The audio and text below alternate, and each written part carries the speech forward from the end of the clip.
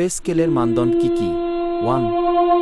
পদ ও দায়িত্ব, পদের গুরুত্ব, কাজের পরিমাণ, সিদ্ধান্ত গ্রহণের ক্ষমতা। 2. শিক্ষাগত যোগ্যতা, ন্যূনতম শিক্ষাগত মান, বিশেষ ডিগ্রি বা পেশাগত সনদ, যেমন শিক্ষা, ইঞ্জিনিয়ারিং, লাইসেন্স। 3. অভিজ্ঞতা, মোট চাকরির অভিজ্ঞতা, সংশ্লিষ্ট ক্ষেত্রে কাজের দক্ষতা, পদোন্নতির স্তর। 4. দক্ষতা ও বিশেষজ্ঞতা, টেকনিক্যাল স্কিল, সফট স্কিল, যোগাযোগ, নেতৃত্ব ইত্যাদি, প্রশিক্ষণ ও কর্মশালা। 5. চাকরির ধরনও, স্থায়ী না অস্থায়ী, সরকারি, আধাসরকারি বা বেসরকারি, ফুল টাইম বা পার্ট টাইম। সর কর্মস্থলের অবস্থান, শহর না গ্রাম, জীবনযাত্রার ব্যয়, কস্ট অফ লিভিং, ঝুঁকিপূর্ণ বা দুর্গম এলাকা। 7.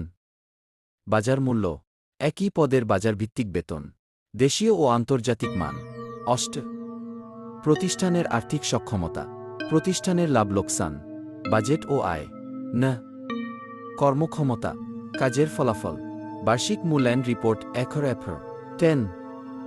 সরকারি নীতিমালা ও আইন, সরকারি বেতন কাঠামো যেমন জাতীয় বেতন স্কেল, শ্রম আইন ও বিধিমালা।